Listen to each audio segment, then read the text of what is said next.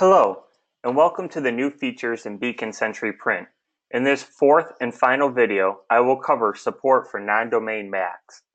With this update, you can connect non-domain macOS computers to Century Print services by downloading and installing a new version of the Print Scout. This will enable local macOS users to print to the same Pharos secure printer as they do on any Windows device and release those documents at the printer. Let's take a look at this new feature.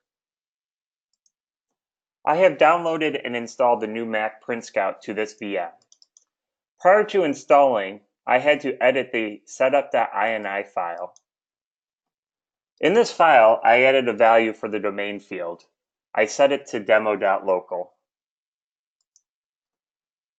When the domain value is set, it replaces the local machine name and then sends domain/username rather than computer/username as the print user ID.